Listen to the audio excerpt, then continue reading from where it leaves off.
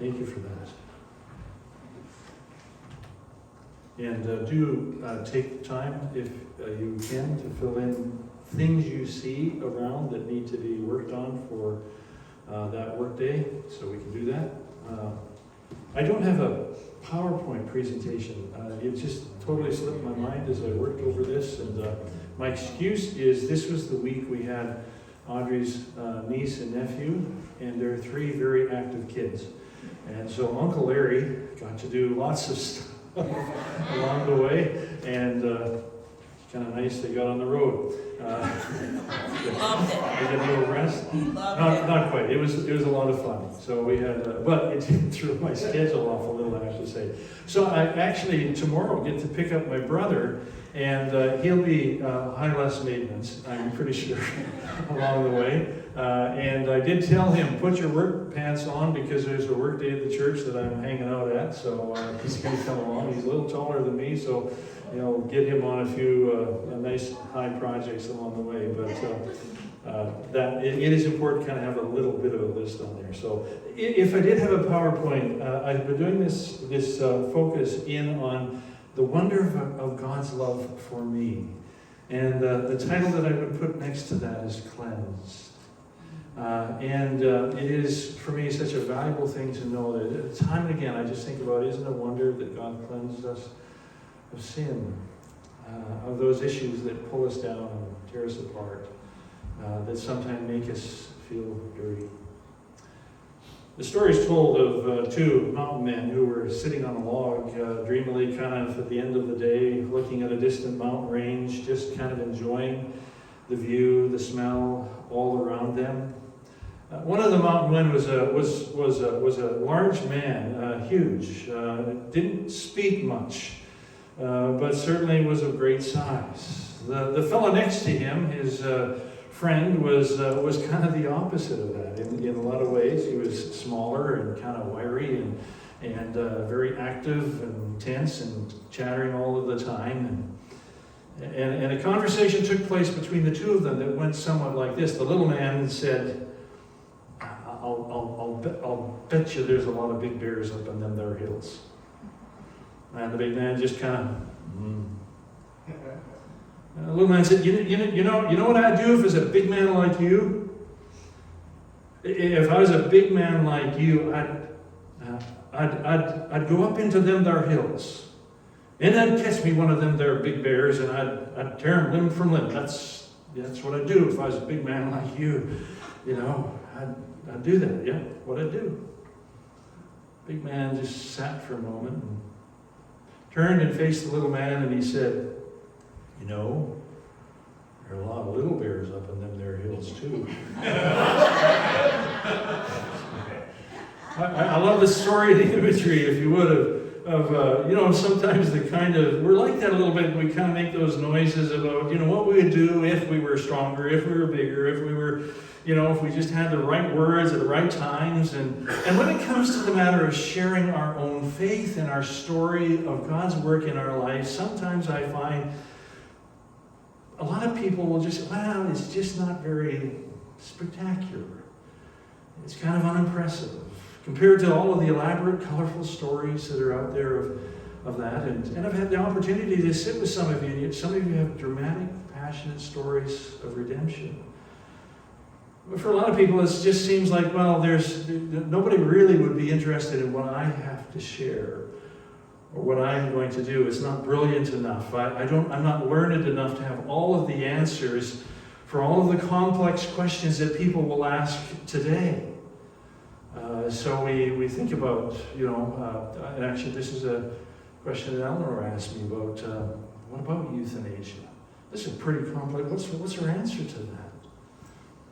Now, one of the purposes, I'll say, as kind of a sidebar here, but a bit of a thing about Alpha, is it is simply a way to provide a means by which people, friends, acquaintances, individuals can come together for a simple discussion about what Christianity is about. To ask questions, to sometimes wrestle with those complex things that we're trying to find answers to. It provides a platform as well, I would say, for your own particular story, which has meaning. Now, the series I've been doing, as I said, have been built around stories of individuals who are there. And I believe in the value of stories and what they say to us. There's an old hymn, and it's in our hymn book, and we sometimes will sing it, where "Come Thou Fount," if you're familiar. And I love that funny little quirky phrase in one of the stanzas that says, "And here I raise my," what's the word? Ebenezer. And here live. What in the world is that? and Ebenezer is the name that Samuel gave to a stone that he placed up, that was to remind them every time they saw this of a victory that God gave to the nation of Israel when they were threatened with war and annihilation. And it was simply, an Ebenezer is a stone of help. It is a place where when you place it down and you say, that is to remind us of it. We all have those kind of things in our lives as well. You could probably tell me there's places you drive by, maybe that's the house that I grew up in, or that I did this in, or you go by someplace and say, that's where I asked her to marry me. Or those kinds of things that are remembrances for us, and places that we remember, and markers, if you would, that are reminders to us of something important. And we have those as well of places where God did something pretty significant and important in our lives. There's an old 3-story house in Lethbridge. I go by it. It's changed colors lots, but I remember that's the house I had my little lighthouse keeping room, and God and I had a conversation about what He wanted me to do in life. And those are important moments. So let me tell you a little story as well, that I think reflects for us the truth of a stage that has come for those of us who carry the title and the name of Christian. It's a story about a man who found himself faced with a choice. Either I believe in God or not. And the man's name was Naaman. He was a man who was used to being in charge, top of the hill. Numero uno. He was a man favored by the leaders of the land. He was loved by the people of his country. He was feared by his enemies and opponents. He was a general of a great and mighty army, second to none in those days. If you saw a gladiator, he's kind of the Russell Crowe guy, tested and tough and passionate, loyal to family, to country, to nation. He was a man's kind of a man, a leader to be respected. He hadn't assumed his position by sort of coming up from the right family. He hadn't bought a commission to do this with wealth and riches. He'd come the hard, tough way. It was proven in battle, and he fought for everything that he had. He had the guts and glory kind of a guy. The type of person who wins respect and friends alike by being smarter and stronger and faster than any of the rest. If he had a motto, it would be, I gotta be me, or go for gold, or drive for success. He was valiant, he was fearless, he was courageous, and he was the man nobody wanted to be. Nobody envied him. Because at the preface, at the beginning of every description for Naaman, at some point in his life, was that he was a leper. We read about the story of Naaman in 2 Kings chapter 5. Now Naaman was the commander of the army of the king of Aram. He was a great and mighty man in the sight of his master, highly regarded because through him the Lord had given victory to Aram. He was valiant soldier, but he had leprosy. The bands of raiders from Aram had gone out and taken captive a young girl from Israel, and she served Naaman's wife. And she said to her mistress, if only my master would see the prophet who's in Samaria, he would cure him of his leprosy. Naaman went to his master and told him what the little girl from Israel had said. By all means go, the king of Aram had said. I will send a letter to the king of Israel. So Naaman left, taking with him 10 talents of silver, 6,000 shekels of gold, and 10 sets of clothing. The letter that he took to the king of Israel read, with this letter, I am sending my servant Naaman to you so that you may cure him of leprosy. As soon as the king of Israel read the letter, he tore his robes and said, am I a god? Can I kill and bring back to life? Why does this fellow send somebody to me to be cured of leprosy? See how he is trying to pick a quarrel with me. Then Elisha, the man of God, heard that the king of Israel had torn his robes, and he sent his message, why have you torn your robes? Have the man come to me, and he will know that there is a prophet in Israel. And so Naaman went with horses and chariots and stopped at the door of Elisha's house. Elisha sent a messenger to say to him, go wash yourself 7 times in the Jordan, and your flesh will be restored, and you will be cleansed. But Naaman went away angry and said, I thought he would surely come out to me and stand and call on the name of the Lord his God and wave his hands over the spot and cure me of leprosy. Are not Abana and Pharpar and the rivers of Damascus better than all the waters of Israel? Couldn't I wash in them and be clean? And so he turned away in rage. And Naaman's servants went to him and said, my father the prophet has told you to do some great things. Would you not have done it? How much more then when he tells you, washed and be cleansed? So he went down and he dipped himself in the Jordan 7 times as the man had told him. And his flesh was restored and became clean like that of a young boy. Leprosy was kind of the ALS of the ancient days. You know, Lou Gehrig's disease. If you've ever known somebody who's got Lou Gehrig's, it's a terrible wasting disease. There's no cure for it. No answer for it. I've had friends, the people that I've known and come alongside of as a pastor, and it's a terrible disease. It's a horrible prognosis. And leprosy was like that. It was terminal, it was fatal, it was gruesome. It was a slow disease that visually went onward until it ended finally in death. Now somehow I don't think death was a fear thing for Naaman. I mean, he had faced it on many occasions, no doubt, in battle, in ambushes and attempts on his life. It was just death on a battlefield would be quick and merciful, and most important, it would be an honorable way to die. But how is he going to deal with this enemy that he couldn't face and confront at all? Despite all of his years of experience, his skill with weapons of war, the resources of an army around him, against leprosy, he could do nothing. He was helpless. And add to that the fact that it was highly contagious. And so he was forced to push aside and away the people he loved most. We understand isolation now a little more, don't we? After the COVID thing, even more so when you have to not simply socially distance, you have to keep away from people and continually shout out to them that you're unclean. It meant that he would no longer enjoy the camaraderie of his fellow soldier friends. No pats on the back, certainly no high fives. No longer would others come to seek out his advice for fear of picking something else up. No longer could he even go into armor with his spears in his battle because nobody's going to fight alongside of him. For he was a leper, and it stripped him away from it all the things that he had built on and that he had endeavored to do and that he had held of worth. And it was the only way he knew to get ahead. And all of that was gone. But worse, I think, even then, for any father, is to be forced out of his life the meaning of the people who meant the most to him, his family, his loved one. How could he ever hug his child or kiss her goodnight?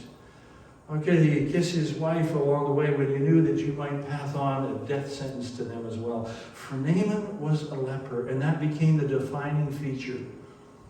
Gone are the days of all of the things that brought meaning to him. And now the Bible doesn't tell us that we suddenly become bad or that we become rotten through and through. It simply reminds us from time to time that when you have said all that you can about a person, when you have applauded and praised them for all of their achievements, at the end there is still something that's not quite complete and finished.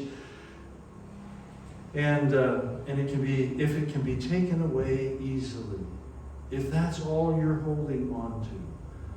And so it was with Naaman. And I cannot imagine a man of Naaman's accomplishments to simply sit through all of this. I can picture him spending sleepless nights, pacing the rooftop of the house that he was in, searching for some answer to all of this and shouting out that age-old question that people ask when faced against uncertain odds. Why? And why me?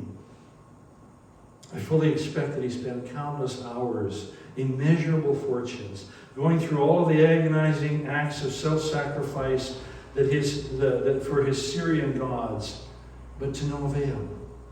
Every time he pursued some quack doctor's cure, every time he set out to accomplish something impossibly difficult, laid down by some false prophet along the way, to some imagined gods, he would come up and be exactly the same, maybe just poorer than before.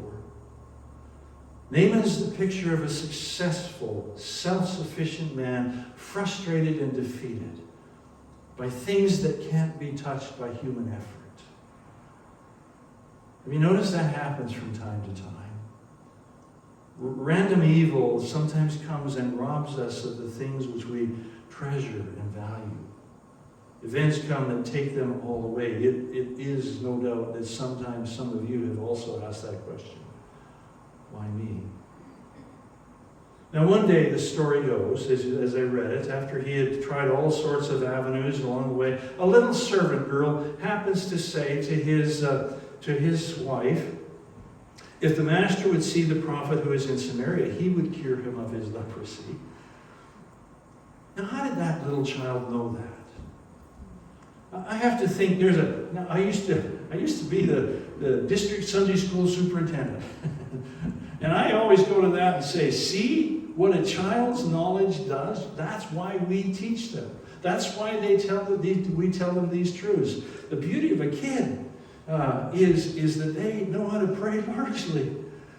They have no, well, I better, coach this so if God doesn't do the way I think it's going to. No, they just pray the way they believe God will do it.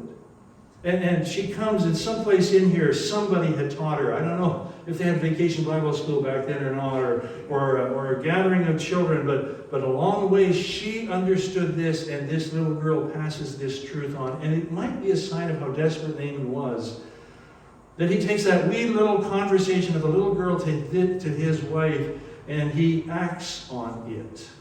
And he goes to the king, and the king says, yes, indeed, go. And we're told that he was accompanied by the decree from the king himself. He took with him a king's fortune in silver and gold, and all of the authority that came with an army of people from Samaria.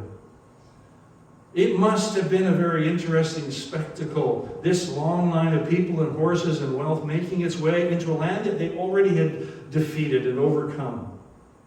People in the towns and the village, I'm sure, had to line up. They knew it was just the protocol. These are our masters. These are the ones who defeated us. And they had to line up and give homage to him as he went on the way through. And secretly, I am sure every one of them kind of said, yeah, but he's got leprosy. And he found a sad kind of happiness about that. Finally, his journey brings him to the door of the prophet Elisha. Now, I'm not much into international protocol, but I'm pretty sure if the world's most powerful general shows up outside your little hovel with a whole army of people all around and all of the weaponry imaginable, you'd better go out and greet him personally. But that's what Naaman was expecting that. I expect he had seen it many other times. That some poor excuse of an old prophet comes out bowing and scraping and groveling in the dust. Master Naaman this and Master Naaman that. His eyes bugging out as he thinks about all of the weaponry there, but also kind of thinking about, gee, I could make some money here. And Naaman's expecting a long list of demands placed upon him that would tax his abilities and stretch him. And maybe even a loyalty somehow to their God, because he wants to get rid of this plague of leprosy. He would have surrendered, I know, any amount of wealth to be freed of it. He would have fought any great foe, climbed any mountain, attempted a feat no matter how impossible, because that's what he always did. And that's what he did best. He expected razzmatazz and chants and all manner of secret incantations and concoctions. Instead, he gets one simple message. Not from the prophet, but from the prophet's servant, who comes out and says, wash yourself 7 times in the Jordan. the Jordan River. Stagnant, if you've ever seen it, dirty. Kind of a cesspool collection of water supply. He's right, there are mightier and worthier places and rivers in the world. He probably told his servant those things, and he quizzed them. Isn't there some kind of phrase I should say as I do this? Isn't there some kind of God I should bow down for this? And the servant simply shrugged and says, this is all that he told me to tell you. Sounds simple enough, right? Wasn't that simple to Naaman, apparently. In fact, it must have seemed to him that maybe it was too simple. And why should he be listening to some servant of a dried-up old priest in this defeated and broken-down land? He could find all sorts of elegant-looking, costly priests back in Syria. He could bathe in greater waters than the Jordan. And maybe in his mind he's thinking, and nothing's going to happen anyways. And you probably know the biggest thing about it is that all the logical answers that he was coming up with were because he had an ego. He didn't want to start. He was a man, after all. And we don't like to look weak. We don't want to have people back home thinking, well, they tricked him into humiliating himself. Kind of like snipe hunting, where somebody tricks you into spending the night running around looking for a snipe. None of that for Naaman. It was too simple. So he leaves in a rage. He's determined that this is not the way that he is going to find deliverance for his infliction. So simple, but not for him. He wanted to be saved and delivered indeed from leprosy, no question. But he wanted it in his own way. He wanted to be the star attraction. He wanted it to be something that would be done by his effort. It would be another achievement to add to his list, another ribbon for his chest, something more for him to show off to others. He wanted healing, but not if it meant humbling himself or admitting that he had a need or that he hadn't the power. We're prone sometimes to look at Naaman at this point and just kind of shake our heads. The cure's so simple, so easy. And he's going to walk away from it because it's so simple and it's so easy, because pride gets in the way. And yet it's true, isn't it, that happens to us at times. We know we got problems in our life and we have things that aren't right between us and God, and we say we believe in Him and we trust Him and we have guilt and remorse and that, but we just think we have to stew on it. We have to do something. We have to find a way to make it right. In fact, we'd maybe be willing to do all sorts of good things, to be involved in all sorts of charities. We'll pray 15 minutes a day. We'll go to church more regularly. We'll quit cheating on our taxes. We'll clean up our language. Just so God takes note of what we're doing. We get the feeling that there are some things that God is not going to do or forget about. And then comes along somebody who says, but it's so easy. Just admit you need God. Ask Him in Jesus' name to forgive you. And it's done. Jesus is enough to forgive you your sins, to heal your hurt. I could do that. It's too easy. We're sometimes a little like Naaman. A lot of people you know and I know are like Naaman. He couldn't accept it because it seemed so easy. It didn't fit his pattern. Didn't want to do what was simple. He wanted to do it his way. Fortunately, Naaman had around him people, friends, servants, who pointed out to him that he'd be willing to do all sorts of heroic things. Why not this simple thing? What does he have to lose other than his ego? It's not something that's dependent on the river. It's small and dirty and insignificant. It doesn't depend on chance and incantations. It wasn't based on heroic deeds and personal achievements. It was involved in a simple obedience and trust in this man's God. Now picture in your mind Naaman going down, finally giving in, going to the river, his armor and costly robes thrown aside, and exposing for everybody to see the ravages of this terrible disease on his once strong body. And then dipping himself into the Jordan, each time arising, no physical change, still diseased to the bone, still desperate in need. And with every plunge in the water, he might have been thinking, what am I doing here? Clinging to the thinnest thread of hope and faith. And the seventh time he rises, and amazed to find himself whole again. The leprosy gone. He was clean. He was pure. He was whole. It's a simple story. It has a ring of truth to it, though. A truth that says to me there is nothing so deeply ingrained in our lives, so terribly wrong and broken, that God cannot bring healing and hope and release. How foolish Naaman would have been to have held on to his pride and somehow to have lost his life in the process. How empty it would be to hold on to all of the baggage in life and not just simply saying, God, I'm sorry, please forgive. And how do I know that? Because that's my story too.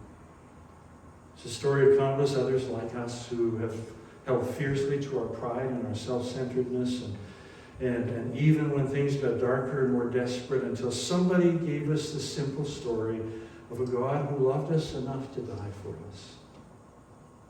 For me, it wasn't washing 7 times in the Jordan River. It was kneeling at an old log altar at a camp.